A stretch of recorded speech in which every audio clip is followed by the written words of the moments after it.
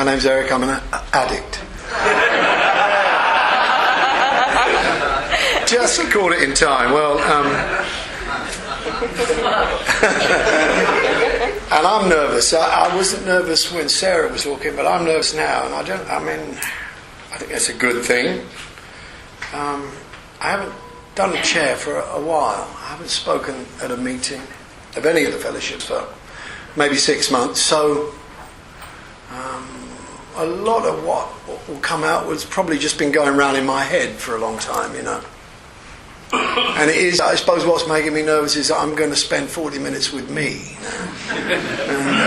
And I don't know me as well as I sometimes think I do. And it is only when I share that I get a little bit of an insight into what makes me tick. That's not to say that I'm scared or anything. I like who I am these days. I'm quite content with where I am and what I've become, who I've become, who I've sort of revealed to myself. And it's been a long journey, very long journey, and a lot of it is quite painful. And to begin with, very, very sort of conflicted. I've been around about 20 odd years, and I suppose for the first 10, I was going through a lot of other... I am an addict. There's no doubt I'm an addict. I was addicted to sugar and music first, and I couldn't tell which of those two things was in control, but probably sugar. And that's still there, you know. And so, in fact, all of my addictions are well in place. I mean, I don't have any illusions about my ability to have any control over any of it. Funnily enough, I was diagnosed, I was telling Gary earlier, the beginning of this week actually, I was diagnosed with osteoarthritis. And it was like a real wake-up call in terms of age for me, because the other thing is that in my head, I'm sort of 25, you know. And I don't look in the mirror very often. And so it's quite easy for me to kind of go around under this kind of illusion that I'm this other person. And I had injured my shoulder fishing, salmon fishing. I'd been to Iceland casting this great big rod last year. And I came back home and I had a pain in my shoulder. And I thought, well, it's just a muscle problem. And I went to see a physio, and he said, you've got something seriously wrong. And he told me the name, and I can't remember, it's some Latin word. And we carried on seeing him. And I thought, it hasn't gone away. And it's been a year. And I went to see this consultant, proper osteopathic surgeon, yeah. And he did a scan, he did an MRI on my shoulder. And he said, you've got osteoarthritis. And I don't know if any of you are aware of this book that a woman wrote a long time ago on dying, death and dying. It's an interesting book. She talks about the 5 stages of death and dying. And the first one, as far as I can remember, is anger. And then it's denial. And then it's bargaining.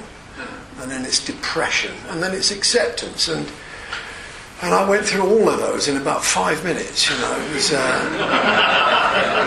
was quite acute, and I'm doing it in front of this guy as he's telling me. And there's no cure, And the reason I'm telling you this is he said there's nothing really seriously wrong. It's just, it's not even about old age. A lot of younger people will get this too. And the thing is, there's no cure. What it's about, unless you decide to have an operation, which is quite risky apparently, it's about pain management. And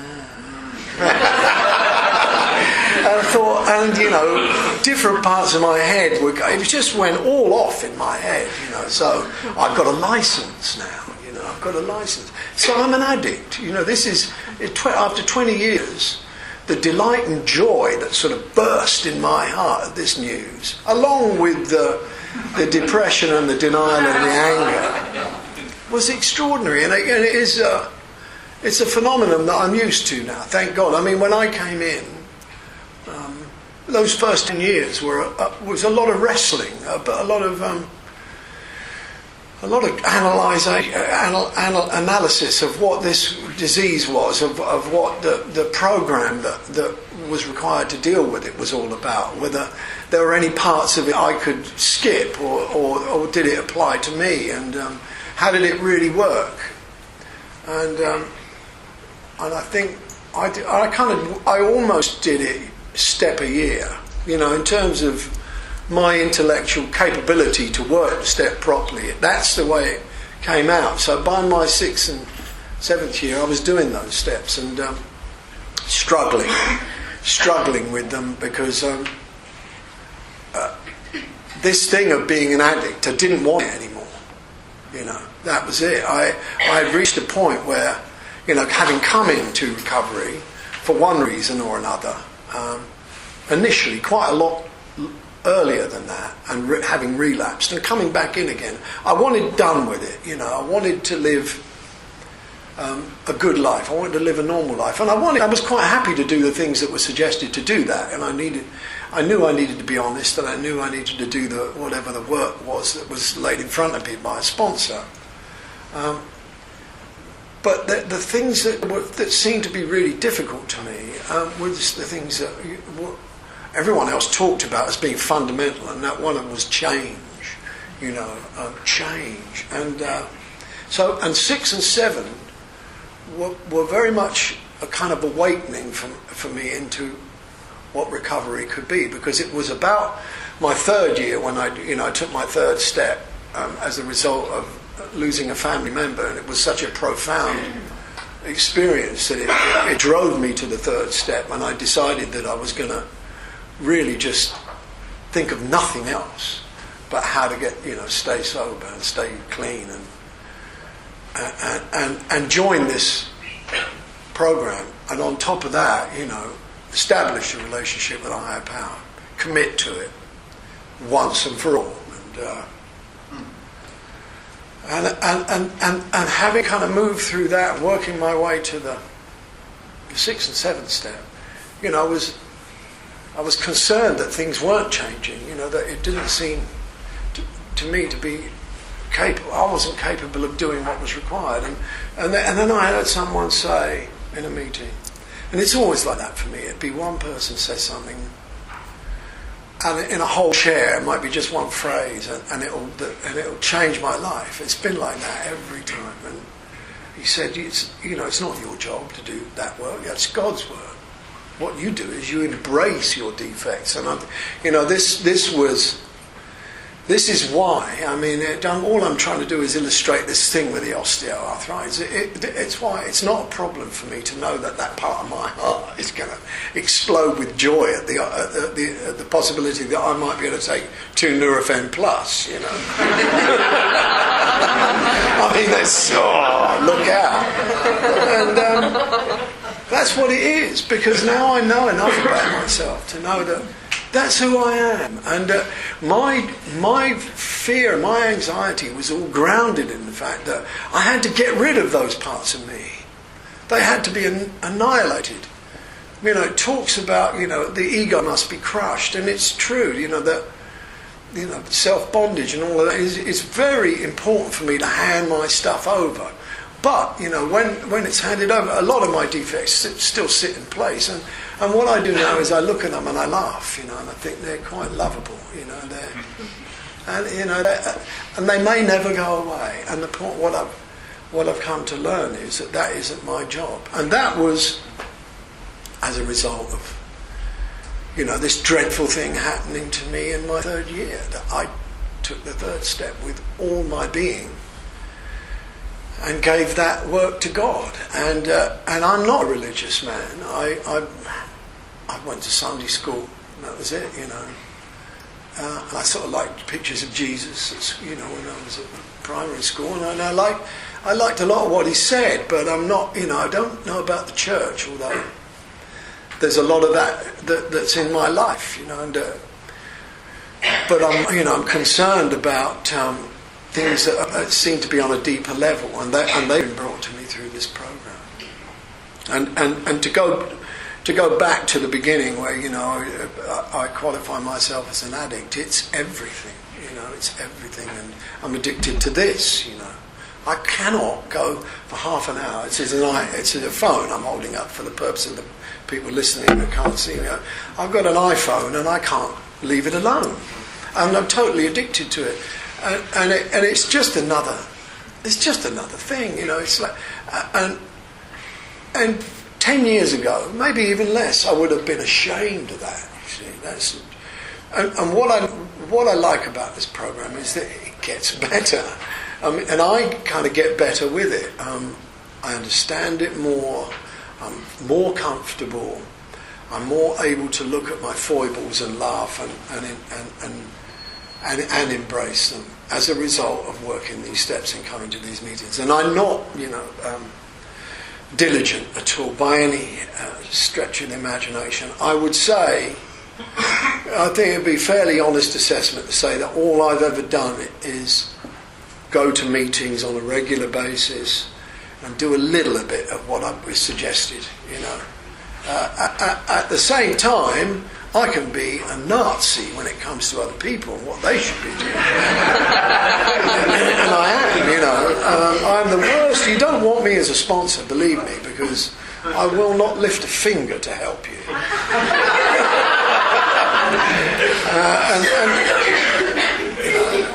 Because that's the way I see it. Right? That's the way I think it ought to be done. But and you know, I have a sponsor obviously myself, and I need one, and I refer to him. But I try now to practice what I preach. I don't bother him unless I really need to.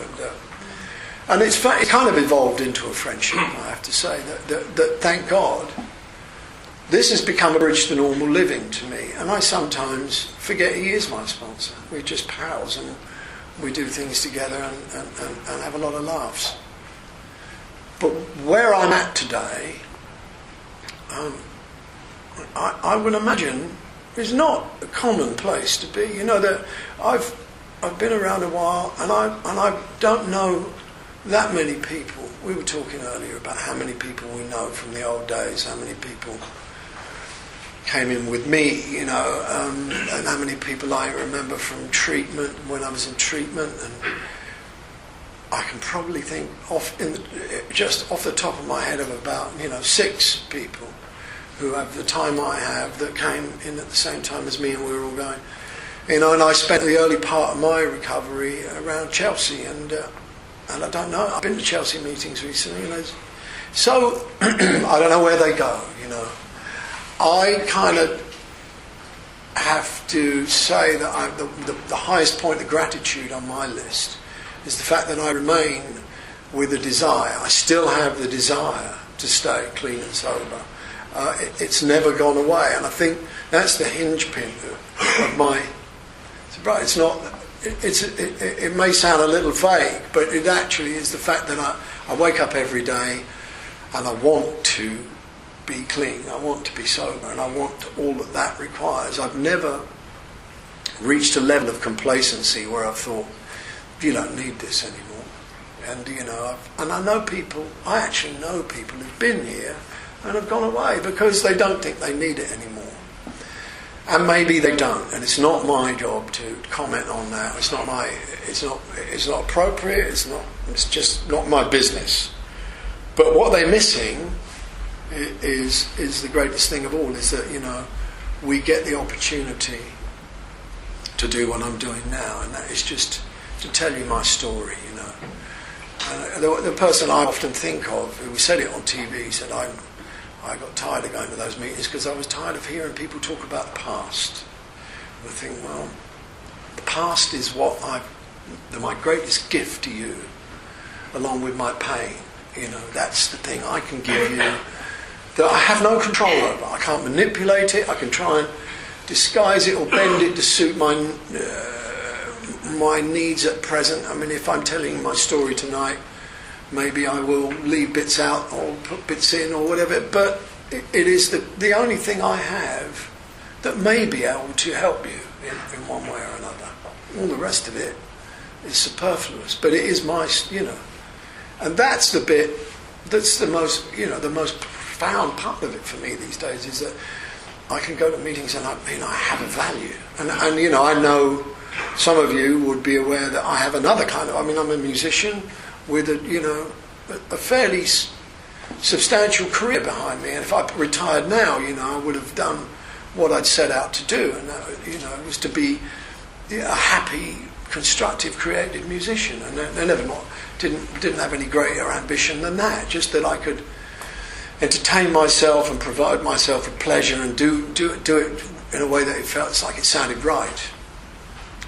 But that doesn't measure anything like this. Isn't that funny? And yet other people wouldn't be. People outside of this room wouldn't get that. They wouldn't get that. My deep insides can come out in the music, but I can't actually see it working. I know it's a lovely thing to do, and it's a lovely thing to be able to share. But this is another thing altogether, because we're talking about life and death here. I'm not talking about making your Sunday afternoon a little bit more pleasant because you listen to a record. I'm talking about the fact that whoever got me going on this saved my life. And there's a couple of people that I think back, my sponsor who's now in heaven, and I think he is. He saved my fucking life. And that music, maybe music can do that, but there's something else at work here. And I think it's that we carry a message, and that's what I enjoy most of all about my life. It is the most beautiful thing I have, is the ability to be able to sit here and just tell you this, and it changes all of us, and it keeps me sober and clean and happy, and I am,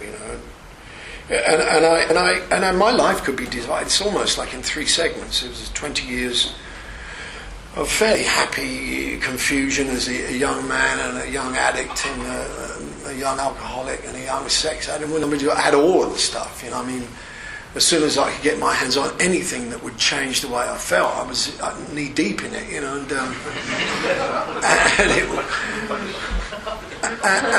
funnily enough, I think probably if I was anything, I was a pillhead first,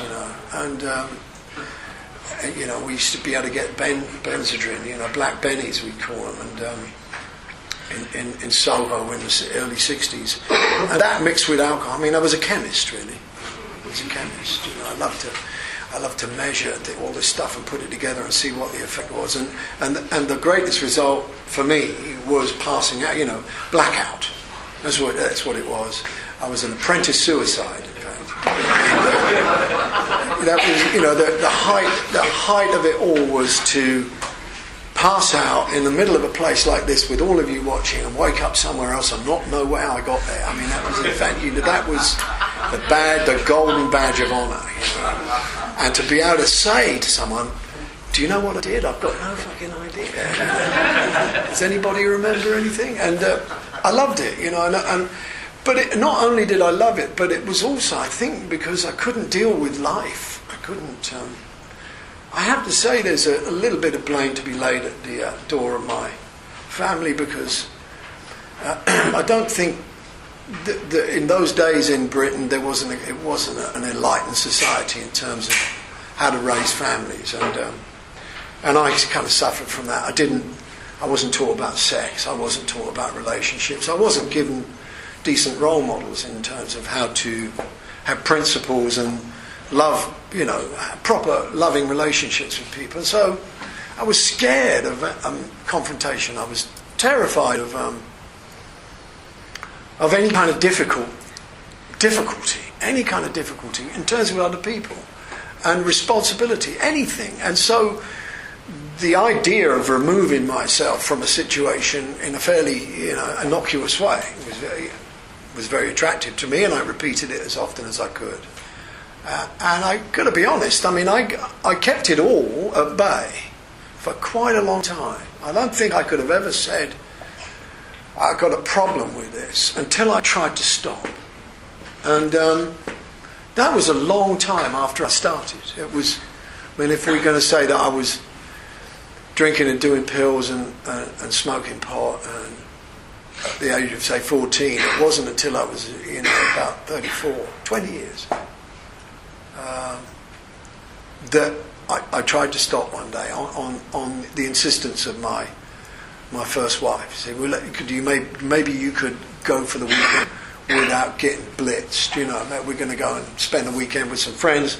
Maybe you could not get drunk this weekend. And I said, sure, no problem. Are you kidding? And I had a grand mal seizure that night in a telephone kiosk, asking for directions to where we were going.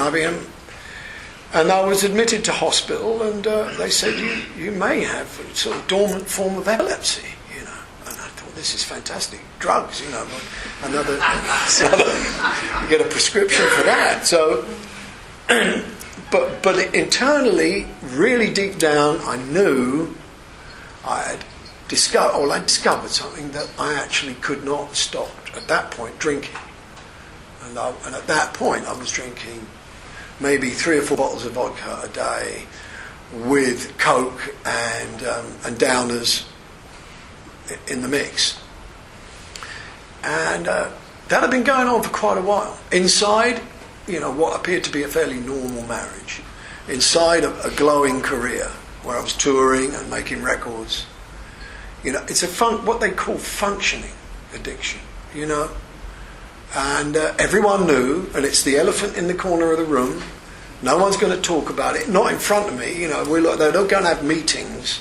What we're going to do about it? Why is he killing himself? He's got everything. Everything a man could want, he's got, and he's trying to kill himself. And I used to sit sometimes in that period of my life. I had a shotgun license and a shotgun. Can you imagine? And I'd bring it up. My wife would go to bed and leave me down. I'd have a guitar, a cassette machine, several grams of blow, a bottle of vodka, and a couple of cans of Coke, and a shotgun. And the only thing I wanted to play with was the shotgun. And I'd load it. And I had this thing about, I'd put it under my chin, you'd be here in my mouth, and pull the trigger. Could I reach? I could just reach. And then the thought would always come, if you do this, and I don't know why I wanted to do it. I even don't know why I wanted to do it. It wasn't that I was depressed. If anything, it was because I was aware of this treadmill taking place every day, and it was what Sarah was talking about. Although I didn't know I couldn't stop, I was thinking, I don't want to. And I'll have one, and then I'll think about how to stop. I'll have a couple of drinks. And that had been going on for quite a while. And so suicide seemed to be a solution. But the thought that stopped me pulling the trigger, even when I got the gun up to me, was that I wouldn't be able to drink anymore.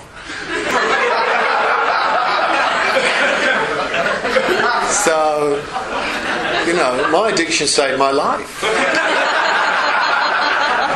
And has done many times. And at the same time, the pathetic futility of that would really break my heart,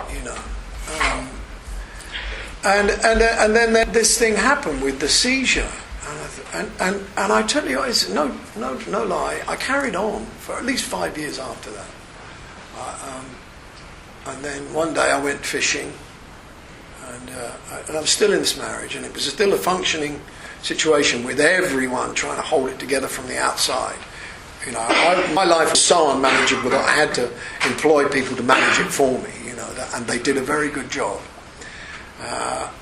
And I just sort of swanned around in the middle of it, completely off my head. But I had this thing about being a good fisherman. I thought I was a good course fisherman. I had all the kit and everything. And I went down to the river one morning, and I had a bottle stashed underneath the thing, the little rug in the front of the car. I topped up at that point in my life on everything. And I should say that I went through a period of doing smack too. That was from pills to wine to beer to grass to Coke, and eventually, when I was scoring Coke, this was in the 60s or the early 70s rather. There was a guy around town who would only sell Coke if you bought smack with it. It was a very nifty little deal, And I had a drawer full of this stuff, and it was all in grand packets. It was called White Elephant. White Elephant. It was brown. I don't know why it's called White Elephant. And one day I thought, I'll try this, and that was it. 3 years later, I did, and so I went down that road too. And the thing, and I came off that. I mean, God, I could talk all night about this. It's unbelievable. I think back of how many roads I've been down on this fucking madness. It's untrue. They got me off, these people, and it's a long story. I won't even tell you the details, but it was called the Black Box. Some people might have heard of it, and it was a kind of form of electrified acupuncture. Unbelievable. And the thing is, it did kind of, you think, well, I feel something, and it would replace. So the idea was, you would avoid the withdrawal symptoms from a healthy junk habit. And I never mainlined because I was terrified of needles. So in a sense, it was a viable proposition. And then when they said, well, I'd spent a couple of weeks in Harley Street living with these people, and they'd administer this thing to me about 4 times a day. And when I got their seal of approval, I walked out the front door and I went over. I don't know why. I went to Notting Hill. I don't know why I went to Notting Hill. I went to Portobello Road. And I went to the pub and I got pissed as a rat.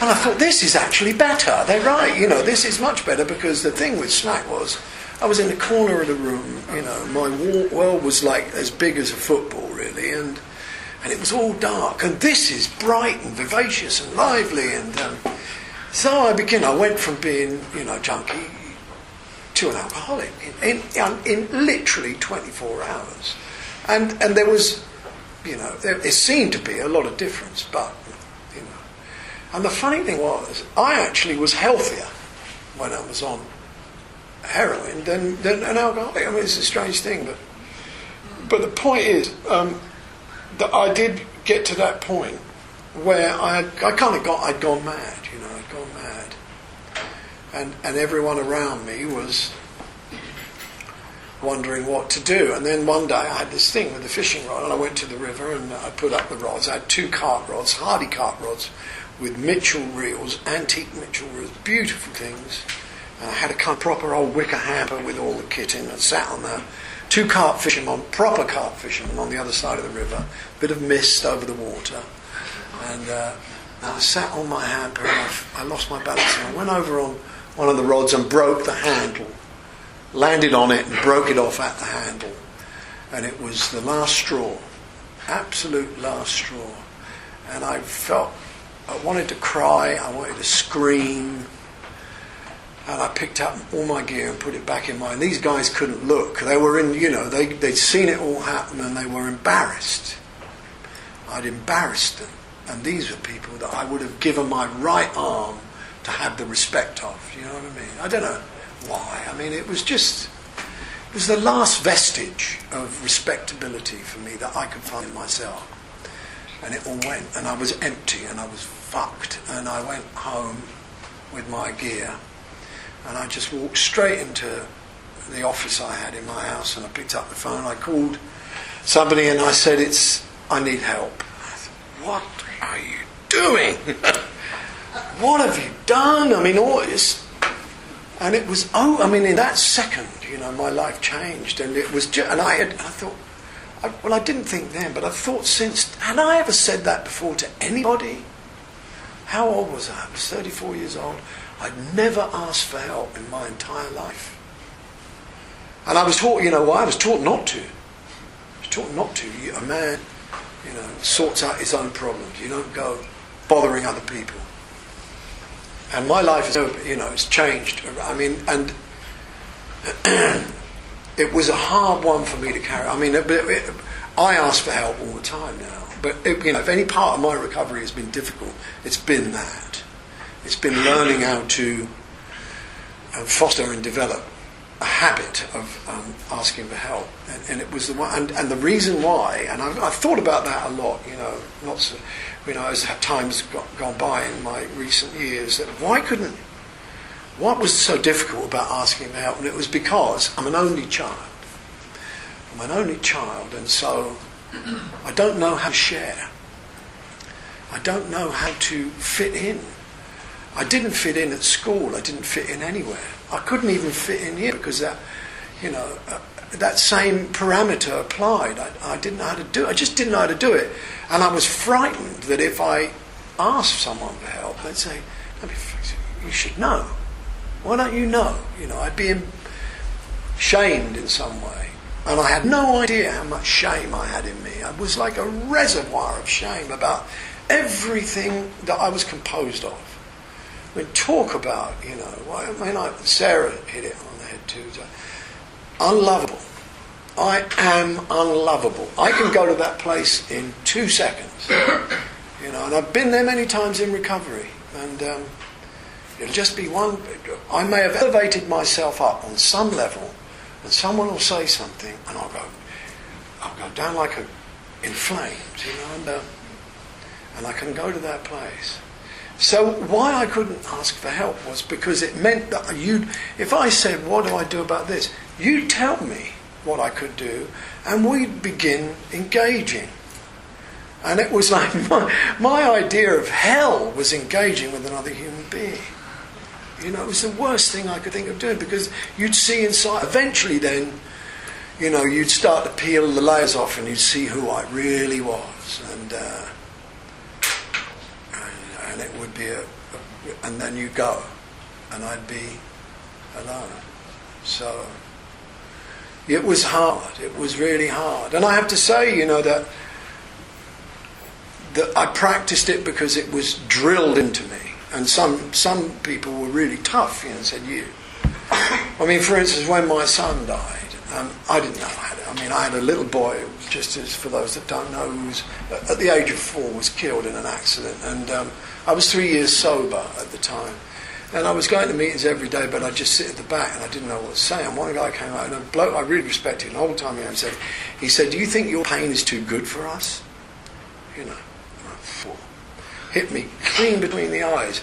I said, well, I don't know what to say. And he said, go and sit at the front of the meeting, and when they declare the meeting open, you share first. And I did it. And and that was how it changed. And so, if anything, what I learned from that was that, there is an ill wind that blows no good. That I was on the edge maybe of going out, but that guy telling me that got me back in here.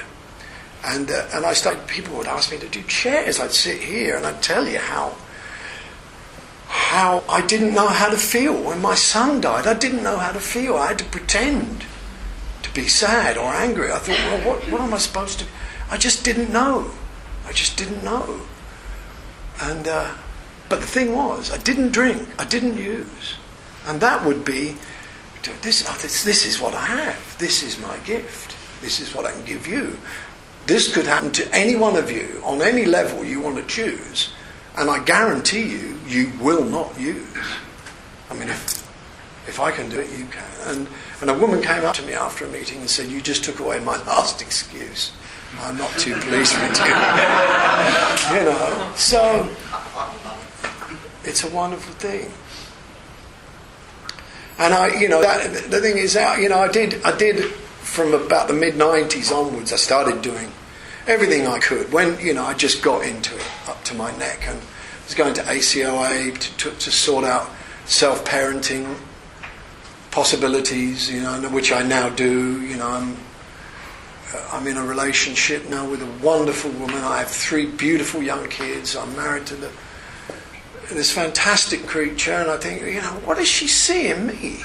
Why is she still, I still, because and as I'm doing it, I think, there you go again, and I love it. I love it about me that I can still find that absurdity in myself. Some parts are never going to change, and I'm quite comfortable with that. And it's a great life. It's a great life. It's been 10 years now that I've been married to this woman. I came out of another marriage. And my wife, my present wife, goes to Al-Anon. My previous wife didn't want to go there, and who's to say what difference that would have made? But my present, and so what that does for us is that I bring my stuff here, and she takes her stuff there. I don't ever burden her with this kind of thing. I don't burden her with things that she can't deal with. It's not her business. I've learned a lot about that too, minding my own business, keeping my mouth shut. There's a great circuit speaker, comedian, stroke comedian in America. I can't remember his name, but it's a Scandinavian name. He's a great guy. I've met him. He's done some functions where I've asked him to appear, and one of his slogans is "First thought wrong." First thought wrong. And I love that, you know. It's alive for me today. That's exactly where I go. First thought wrong. First response, first reaction, first thought. And the thing is, you know, it's fine. It's fine. I like that about myself today. And I like the fact that I'm comfortable, you know. I've turned on all the lights through therapy, hypnotherapy. I got off fags through hypnotherapy, and I never would have done that without this. You know, I'm able to be faithful in my relationship through hypnotherapy. Would you believe it? I did that because I believe everything you tell me, and it works. It worked, and it does work, and that's about it. You know, and I'm a carefree, content, happy, recovering addict, alcoholic, sex addict, everything. And I know who I am, and I'm comfortable with it. And you know, the other thing about, you know, I do remember people used to say, you know, you're mad doing dope now when I was young. You do it when you're old, you know. That's when it makes sense. That's when you should become a junkie, you know, when you're 70. And, you know, I'm getting there. I mean, you know, it's one day at a time, isn't it? See? That's what I love about this practice. It's a choice that I can make every day. And I love the freedom of that. I don't think for a minute that I would be able to give this up. What would I be doing that for? What would I find? What could possibly be attractive in that? Unless it was to hide from some kind of pain that was overwhelming. But I have not yet. And believe me, I can't think of any more painful things that you can go through than what I've been through. And I found that they brought me love. Those things were the things that brought me what I needed. Love, comfort, assurance, and fellowship. And I found it all here. So thanks for letting me share.